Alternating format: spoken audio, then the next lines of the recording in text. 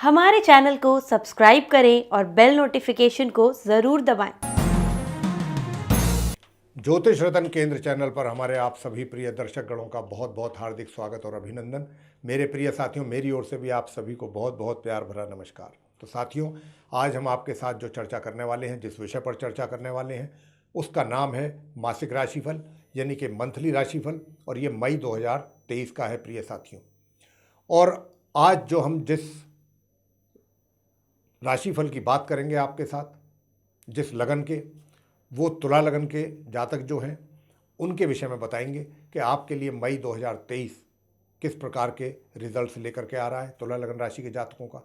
और तीसरी बात ये कि ये जो पूरा राशिफल है ये चंद्र राशि पर आधारित नहीं है, ये पूर्ण रूप से लगन राशि पर ही आधारित है। तो आज जो हम बात कर रहे हैं, जैसा मैंने कहा कि हम तुला लगन राशि के जातकों के विषय में, यानी कि लिब्रा असेंडेंट बेस्ड जो पर्सन्स हैं उनके विषय में मई 2023 में किस प्रकार के रिजल्ट्स आपको मिलने जा रहे हैं अलग अलग क्षेत्रों में, अलग अलग फील्ड्स में, इसके विषय में जानेंगे और आपको बताएंगे। और दूसरी बात ये कि देखिए, जो भी रिजल्ट्स हमको मिलते हैं, अच्छे बुरे शुभ अशुभ जैसे भी जीवन में, वो ये तो हम सब जानते हैं कि ये सब ग्रहों का खेल होता है, ग्रहों के द्वारा ही मिलते हैं। अगर ट्रांजिट में, आसमान में, गोचर में ग्रहों की स्थिति फेवरेबल होती है, अच्छी होती है, मजबूत होती है, तो हमें अच्छे रिजल्ट्स मिल जाते हैं उस क्षेत्र में जिस भाव में वो बैठे हैं। और जिन भावों में कुछ कमज़ोर स्थिति होती है ग्रहों की, जहाँ या उनकी कुछ वहाँ पर दोष बना रहे होते हैं वो ग्रह, तो उन भाव से संबंधित हमारे जीवन में नेगेटिव रिजल्ट हमें मिलते हैं। यानी कि दोष जो भी बनते हैं उनके हमारे जीवन में, जातकों के जीवन में अच्छे परिणाम प्राप्त नहीं होते। ये है ग्रहों का खेल। तो आइए सबसे पहले, इसीलिए आप, क्योंकि ये ग्रहों से संबंधित है मामला, तो आपको ग्रहों की स्थिति से पहले अवगत कराएंगे कि मई 2023 में ग्रहों की स्थिति कैसी रहने वाली है। लेकिन आपको मैं ये भी बताना चाहूँगा कि आप ठीक मेरे पीछे स्क्रीन पर चार्ट देख पा रहे होंगे। ये चार्ट आप तुला लगन राशि के ही जातकों का है और इस चार्ट में ग्रहों की स्थिति को बहुत ही स्पष्ट रूप से दर्शाया गया है। हालांकि ग्रहों की स्थिति को तो दर्शाया गया है, लेकिन कुछ ग्रह ऐसे भी हैं कि इस मई 2023 में वो अपना राशि का परिवर्तन करेंगे। अब कौन कौन से वो ऐसे ग्रह हैं, हम सभी चीज़ें आपको संक्षेप में बताएंगे। तो आइए आरंभ करते हैं। देखिए, आप तुला लगन राशि के जातकों के विषय में जो चर्चा है, ये इसको आगे बढ़ाते हुए चार्ट के अनुसार सबसे पहले हम बात करेंगे कि जहाँ पर 7 नंबर लिखा है लगन भाव है चार्ट में, जो स्क्रीन पर चार्ट आप देख पा रहे हैं, और 7 नंबर की जगह पर केतु बैठे हुए हैं, ये लगन भाव कहलाता है। 7 नंबर तुला राशि कहलाती है, शुक्र की राशि। शुक्र केतु के मित्र हैं। तो देखिए, केतु तो बहुत समय से तुलाई राशि में चल रहे हैं और अभी आने वाले कई महीनों तक भी ये यहीं रहेंगे। तो केतु की स्थिति में तो किसी प्रकार का कोई परिवर्तन होने वाला नहीं है पूरे महीने। आगे बात करते हैं शनि की, जहाँ पर 11 नंबर लिखा देख रहे हैं, ये कुंभ राशि कहलाती है और घर कहलाता है पंचम भाव, 5th हाउस। और कुंभ राशि के स्वामी शनिदेव हैं। तो शनिदेव अपनी राशि में मार्गी और उदय अवस्था में पंचम भाव में बने हुए हैं। इनकी पोजीशन बहुत अच्छी है और पूरे महीने ये इसी प्रकार बने रहेंगे। आगे बात करते हैं जहाँ पर 1 नंबर लिखा हुआ है। 1 नंबर होती है मेष राशि, मंगल की राशि है ये। और जहाँ पर ये 1 नंबर लिखा है, ये सप्तम हाउस, सप्तम भाव यानी कि 7th हाउस है। और यहाँ पर 4 ग्रहों का संबंध आपस में बना हुआ है, चतुर्ग्रही योग बना हुआ है, जिसमें कि सूर्य, राहु, बुध और गुरु बृहस्पति हैं। तो साथियों, सूर्य जो है, कहने को तो अपनी परम उच्च राशि में है, ये उनकी उच्च राशि कहलाती है मेष, लेकिन उच्च राशि में होते हुए भी वो अपने उच्च राशि वाले जो अच्छे परिणाम देने चाहिए जातकों को, वो देने में सक्षम नहीं है। पीड़ित अवस्था में आ गए हैं सूर्य उल्टे। वो इसलिए कि राहु जैसे पापी और शत्रु ग्रह के साथ उनका संबंध बना हुआ है और क्रूर ग्रह है राहु। सारे ग्रहों में सबसे ज़्यादा क्रूर और पापी ग्रह माने जाते हैं और सूर्य देव के शत्रु हैं। तो इसलिए राहु उनकी चलने नहीं देंगे जब तक सूर्य राहु के साथ है। और इसीलिए 20 अप्रैल को सूर्य ग्रहण भी पड़ा है, क्योंकि जब जब सूर्य राहु के संपर्क में आते हैं, संबंध में आते हैं, तब तब ये, क्योंकि ग्रहण दोष बन जाता है सूर्य राहु के कारण और पितृ दोष भी बनता है, तो इसीलिए सूर्य ग्रहण भी 20 अप्रैल को पड़ा है। अब सूर्य जो हैं यहाँ से 15 मई को अपना राशि परिवर्तन करेंगे और 15 तारीख को अपनी परम उच्च राशि मेष से निकल करके ये अपनी शत्रु राशि वृषभ में इनका प्रवेश होगा। वृषभ राशि है जहाँ पर 2 नंबर लिखा है, वो अष्टम भाव है, 8th हाउस। तो सूर्यदेव वहाँ पर प्रवेश कर जाएंगे 15 मई को और माह के अंत तक वहीं बने रहेंगे। अब रह जाएंगे यहाँ पर 3 ग्रह सप्तम भाव में, राहु, बुध और गुरु बृहस्पति मेष राशि में। राहु की बात करते हैं तो राहु तो पूरे महीने इसी राशि में ही अपनी शत्रु राशि में बने रहेंगे और ये आगे भी आने वाले कई महीनों तक बने रहेंगे, पहले से ही बने हुए हैं काफ़ी समय से। इनकी स्थिति में कोई परिवर्तन नहीं होने वाला। बात अब बुध की कर लेते हैं। तो देखिए, बुध भी जो ग्रह है ये भी पूरे महीने अपने समग्रह राहु और समग्रह बृहस्पति के ही साथ इसी राशि में, इसी भाव में बने रहेंगे। लेकिन अभी इनकी स्थिति कमज़ोर है। क्यों कमज़ोर है? क्योंकि बुध जो है वो एक तो उल्टी चाल चल रहे हैं, दूसरा अस्त भी हैं।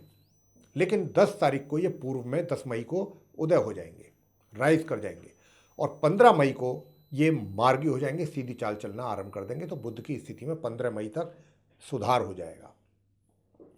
अब बात कर लेते हैं गुरु बृहस्पति की। गुरु बृहस्पति मार्गी और उदय अवस्था में अपनी मित्र राशि मेष में अपने शत्रु ग्रह बुध और समग्रह राहु के साथ बने हुए हैं। हालांकि यहाँ पर राहु और बृहस्पति का बैठना भी जातकों के लिए अच्छा नहीं है, किसी भी लिहाज से शुभ नहीं कहा जाएगा। क्यों? क्योंकि राहु और बृहस्पति जब मिलते हैं या उनका संबंध बनता है तो चांडाल दोष यानी योग का मतलब निर्माण होता है और ये किसी भी रूप में जातक को शुभ परिणाम कभी नहीं देता, बल्कि और जातक को परेशान कर देता है। राहु और बृहस्पति का योग, तो यहाँ पर राहु और बृहस्पति का योग बना हुआ है, पूरे महीने बना रहेगा और आगे भी काफ़ी टाइम तक बना रहेगा। लेकिन अब इसकी जब हम प्रेडिक्शन देंगे उसमें जो हम शुभ और अशुभ रिजल्ट्स के विषय में आपसे बताएंगे, बात करेंगे, तो आपको परेशान और चिंता करने की आवश्यकता नहीं है। क्यों? क्योंकि हम आपको अंत में कुछ उपाय भी देंगे इन ही दोषों के लिए, जो ये कुछ ग्रह दोष बनाएंगे उनके लिए। अगर आपने उन उपायों को किया, सरल और आसान उपाय हम बताते हैं हमेशा, उपाय अगर आपने किए तो निश्चित रूप से आपको परेशानियों का सामना बहुत कम मात्रा में करना पड़ेगा। तो ये थी स्थिति इन 4 ग्रहों की। अब आते हैं 3 नंबर पे, जहाँ 3 नंबर लिखा है वो मिथुन राशि है और वहाँ पर मंगल और शुक्र का संबंध आपस में बना हुआ है। और ये जो मिथुन राशि होती है बुध की राशि है, बुध का घर है, नवम भाव कहलाता है, 9th हाउस। तो देखिए यहाँ पर मंगल और शुक्र जो बैठे हुए हैं, तो मंगल 1 मई से 10 मई तक तो रहेंगे इस घर में। 10 मई को मंगल अपना राशि का परिवर्तन करेंगे और मार्गी और उदयावस्था में ये अपनी शत्रु राशि है इनकी, ये मिथुन राशि, यहाँ से निकलेंगे नवम भाव से और ये अपनी नीच राशि कर्क में इनका प्रवेश होगा। जी हाँ, मंगल जैसा ग्रह उसका नीच राशि में जाना दशम भाव में, ये अच्छा नहीं है, शुभ नहीं है किसी भी मायने में। और ये 10 तारीख से लेके महीने के अंत तक अपनी नीच राशि में ही आपके करियर हाउस में बने रहेंगे। बात शुक्र की कर लेते हैं। शुक्र जो है अपनी मित्र राशि मिथुन में है, नवम भाव में, और ये यहाँ पर 2 मई को आएंगे। 2 मई को इन्होंने यहाँ आ जाना है मार्गी और उदयावस्था में और फिर ये माह के अंत तक रहेंगे। लेकिन 30 मई को ये फिर अपना राशि का परिवर्तन करने वाले हैं साथियों, और ये अपनी मित्र राशि मिथुन से निकल करके अपनी शत्रु राशि कर्क में दशम भाव में प्रवेश करेंगे, जहाँ पर पहले से ही मंगल विराजमान होंगे। मंगल का इनको साथ मिलेगा 30 मई 2023 से। तो ये स्थिति रहने वाली है मई 2023 में ग्रहों की। अब इन ग्रहों की स्थिति के आधार पर ही हम आपको प्रेडिक्शन देंगे, बताएंगे कि भिन्न भिन्न क्षेत्रों में आपको किस किस प्रकार के रिजल्ट्स मिलने की संभावनाएं, पॉसिबिलिटीज़ ज़्यादा हैं। और जो अशुभ रिजल्ट्स होंगे उनके हम आपको रेमेडीज़ भी देंगे, सरल उपाय भी देंगे अंत में।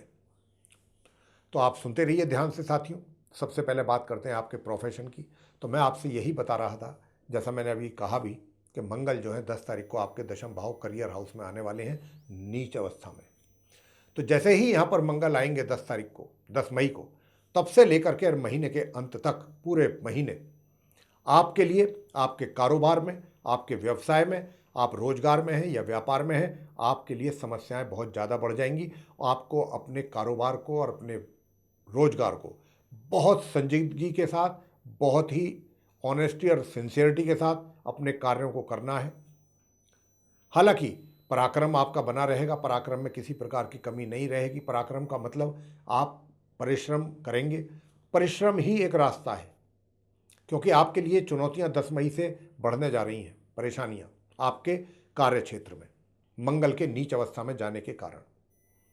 अब क्योंकि मंगल नीच अवस्था में होंगे तो ये और भी इनके कई आपको नुकसान या जो दुष्परिणाम है वो इनके दिखाई देंगे इस मई के महीने में, जब तक ये नीच की अवस्था में रहने वाले हैं मंगल। लेकिन हम इनका आपको उपाय ज़रूर देंगे, वो अगर आपने किया तो आपको बहुत मानसिक शांति मिलेगी। तो आप एक तो सबसे पहला हमारा ये सुझाव है कि जो रोजगार में है जातक तुला लगन राशि के, जब से 10 मंगल हमने कहा कि 10 मई को मंगल जो है नीच अवस्था में जा रहे हैं आपके करियर हाउस में, तो सबसे पहली बात यह कि जो आपके सहयोगी हैं, जो भी आपके सहयोगी हैं या जो आपके अंडर कार्य करते हैं या जो आपके सीनियर, कोई भी हो चाहे कार्य क्षेत्र में, आपको पूरा धैर्य का परिचय देना है। पेशेंस आपको बिल्कुल लूज नहीं करना और किसी के साथ कोई आर्गूमेंट नहीं करना, किसी के साथ वाद विवाद में नहीं पड़ना।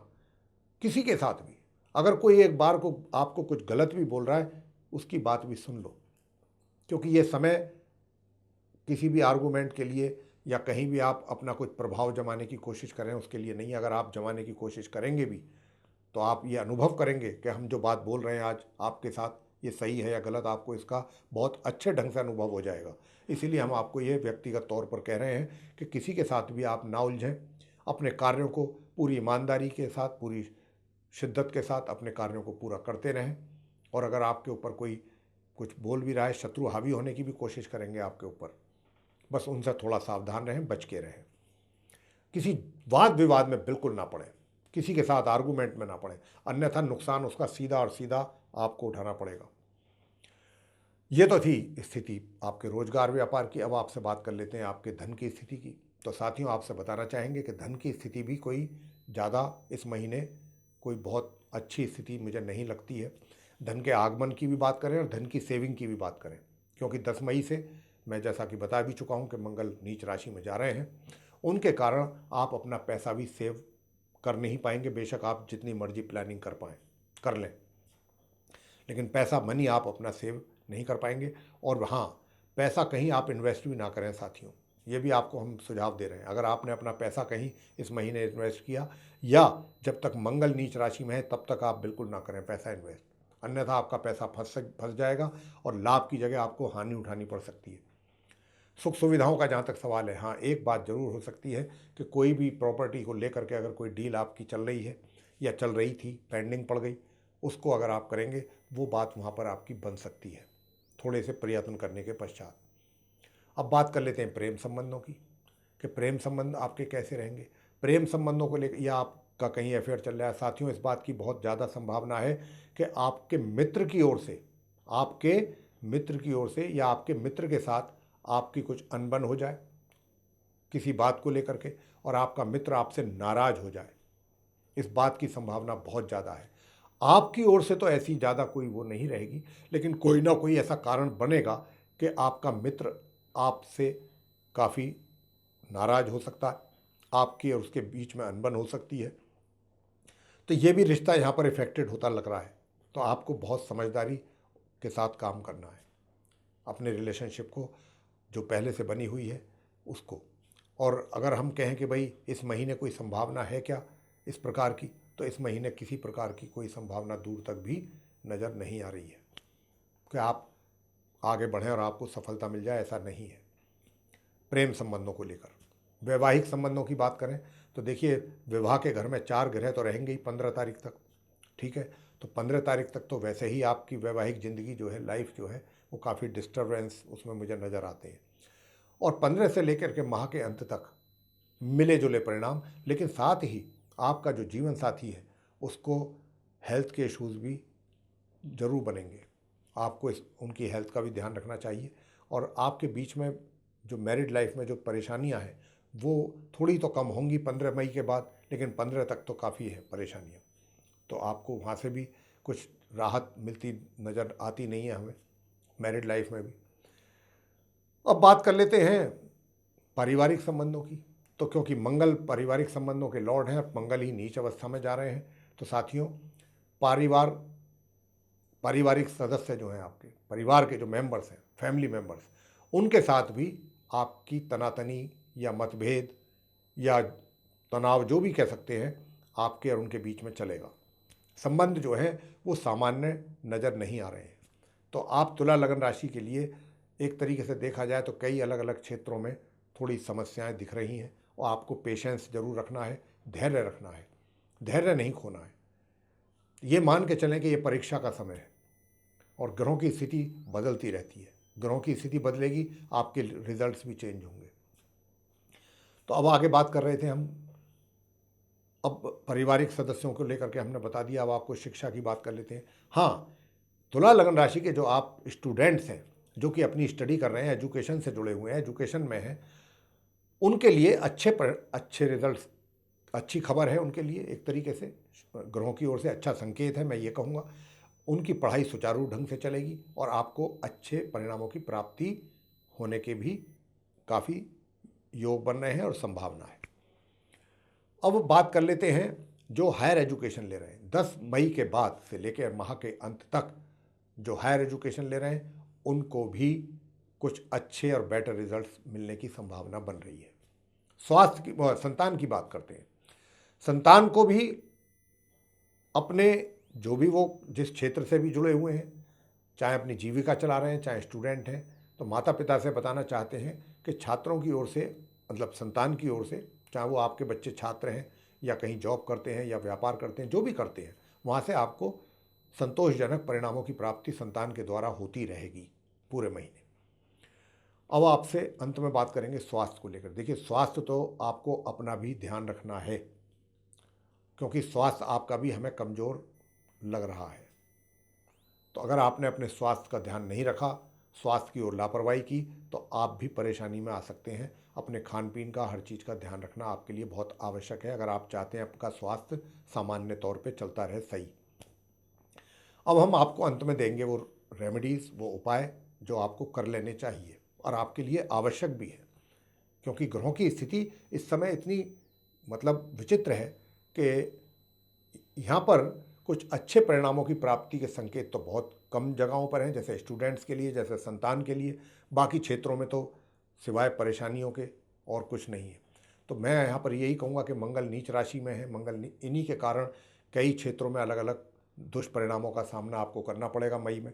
तो सबसे पहला इलाज तो मई का, इसका क्या कहते हैं, मई के महीने में मंगल का ही आपको करना है। और मंगल नीच में है तो इनके लिए क्या करना है, आप अगर मंगल के मंत्रों का जाप कर सकते हैं, इससे तो अच्छी बात कोई हो ही नहीं सकती। अगर आप मंत्रों का जाप कर सकते हैं, मंत्र इस प्रकार से हैं, ओम क्राम क्रीम क्रौम सह भौमाय नमः, एक तो ये है। दूसरा मंत्र आपको बता रहे हैं, छोटा मंत्र है, आसान मंत्र है, ओम अंग अंगारकाय नमः। एक ये मंत्र है, इसकी एक माला या 3 माला डेली करनी है, निश्चित रूप से करनी है आपको। इसमें किसी प्रकार का कोई समझौता ना करें आप, अगर आप चाहते हैं कि मंगल को शांत करना। दूसरा उपाय मंगल का ही दे रहे हैं कि प्रत्येक मंगलवार आप हनुमान जी की प्रतिमा पर जाकर के वहाँ पर प्रसाद चढ़ाएं, बेसन के लड्डू का या मोतीचूर के लड्डू का या फिर बूंदी का, ये आप चढ़ा सकते हैं। और तिल के तेल का या सरसों के तेल का दीपक जरूर जलाएं वहाँ जा कर के।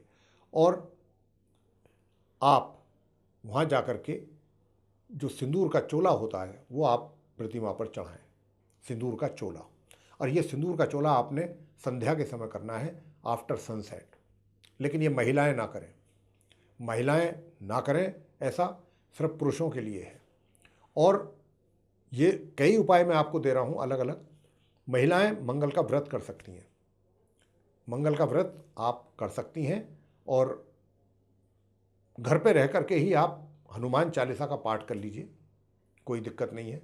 और जो चोला चढ़ाएंगे पुरुष जाकर के हनुमान जी के मंदिर में, वो वहाँ जाकर के हनुमान स्तोत्रम का पाठ जरूर करें, हनुमान चालीसा कर सकते हैं, अंत में आरती ये जरूर करें। दूसरा उपाय ये है कि सूर्य देव को जल देना ना भूलें। साथियों, हम पिछले महीने भी अप्रैल के चार्ट में भी हमने आपसे बोला था राशिफल में, ये कार्य आपको इस महीने भी करना है लगातार। तांबे के कलश से जल अर्पित करना है सूर्य देव को, सुबह स्नान आदि से निवृत्त होकर के एक चुटकी उसमें कुमकुम मिला लीजिए जल में। दूसरा उपाय ये हो गया, सब सरल उपाय दे रहे हैं आपको, कर सकते हैं आप चलते फिरते। तीसरा उपाय हम आपको दे रहे हैं कि गुरुवार के दिन, बृहस्पतिवार के दिन आपने केले के वृक्ष की पूजा करनी है और कुछ नहीं करना। चने की दाल, गुड़, हल्दी धूप, अगरबत्ती, जल, ये सब रखना है आपने और कुछ नहीं। और पीले फूल, इनसे आप पूजा करें। महिलाएं जो हैं वो वहीं पर बैठ करके गुरु बृहस्पति की कथा भी कर सकती हैं पूजा के उपरांत। और अंतिम उपाय अब आपको देने जा रहे हैं। अंतिम उपाय वो ये है कि अगर आप हनुमान जी की पूजा तो आप करेंगे ही, अगर आप माँ दुर्गा सप्तशती का पाठ में अर्गला स्तोत्र का पाठ कर लें, मुश्किल से 5 मिनट का भी नहीं है, हिंदी वर्जन ले आएँ आप, वो आप सुबह के समय कर लें, बहुत अच्छा रहेगा, बहुत अच्छे रिजल्ट्स आपको मिलेंगे। अर्गला स्तोत्र का पाठ जरूर करें। तो ये था मेरे प्रिय साथियों, आप तुला लगन राशि के जातकों के लिए मई 2023 का मासिक राशिफल, जिसकी चर्चा भी हमने आपके साथ की। अगर आपको ये पसंद आई तो आप इसको लाइक ज़रूर करें, चैनल को सब्सक्राइब करना भी ना भूलें। अधिक से अधिक मात्रा में आप इस वीडियो को शेयर करें ताकि दूसरे लोग भी इसका लाभ ले सकें।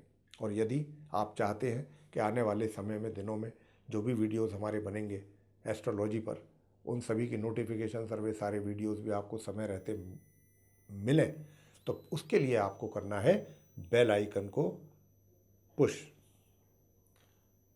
तो इसी के साथ साथियों अब हम अपनी वाणी को यहाँ विराम देंगे और अपने आप सभी प्रिय दर्शक गणों से भी इजाज़त चाहेंगे। बहुत बहुत धन्यवाद। जय माता दी।